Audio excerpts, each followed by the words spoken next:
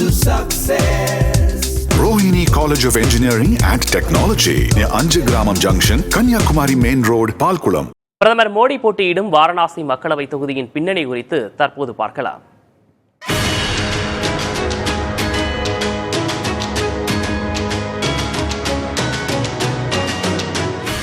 நாட்டில் உள்ள 543 மக்களவை தொகுதிகளில் அதிகம் பேரின் கவனத்தை ஈர்த்துள்ளது வாரணாசி.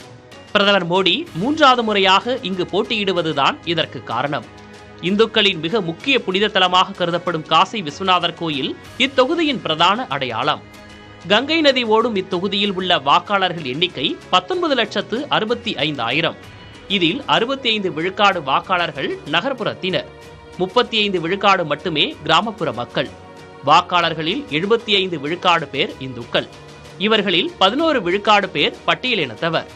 இது தவிர 20 விழுக்காடு இஸ்லாமியர்களும் பிற மதத்தவர்கள் 5 விழுக்காடு பேரும் உள்ளனர். வாரணாசி தொகுதி இதுவரை 17 மக்களவை தேர்தல்களை எதிர்கொண்டுள்ள நிலையில் காங்கிரஸ் 7 முறையும் பாஜக 7 முறையும் வெற்றி பெற்றுள்ளனர். ஜனதாதளம், ஜனதா, CPM ஆகிய கட்சிகள் தலா 1 முறை இங்கு வென்றுள்ளனர். உத்தரப்பிரதேசத்தின் முக்கிய கட்சிகளான சமாஜ்வாதியும் பகுஜன் சமாஜும் இங்கு 1 முறை கூட வென்றதில்லை என்பது சுவாரஸ்யமான தகவல். உத்தரப்பிரதேச முன்னாள் முதலமைச்சர்கள் திரிபுவன் நாராயண் சிங், கமலாபதி திரிபாதி மற்றும் முன்னாள் பிரதமர் லால் பகதூர் சாஸ்திரியின் மகன் அனில் சாஸ்திரி, முன்னாள் மத்திய அமைச்சர் முரளி மனோகர் ஜோஷி ஆகியோரை வெற்றி பெற வைத்தது வாரணாசி தொகுதி. இங்கு 1977இல் இங்கு ஜனதா கட்சி வேட்பாளர் சந்திரசேகர் வெற்றி பெற்றார். பின்னர் 1989இல் இவர் பிரதமராகவும் உயர்ந்தார். இந்நிலையில் 2014, 2019 ஆண்டுகளில் நரேந்திர மோடி இங்கிருந்து போட்டியிட்டு வெற்றி பெற்றார். 2014இல் நடைபெற்ற தேர்தலில் பாஜக சார்பில் போட்டியிட்ட மோடி 5,81,000 வாக்குகளை பெற்றார்.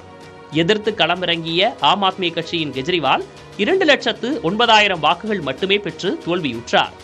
2019இல் இங்கு மீண்டும் போட்டியிட்ட பிரதமர் மோடி இம்முறை 6,75,000 வாக்குகளை கைப்பற்றினார்.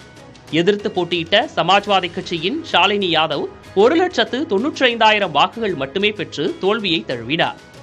இம்முறை வாரணாசியில் பிரதமர் மோடி 3வது முறையாக போட்டியிடும் நிலையில் இந்தியா கூட்டணி சார்பில் உத்தரப்பிரதேச காங்கிரஸ் கமிட்டி தலைவர் அஜய் ராய் போட்டியிடுகிறார்.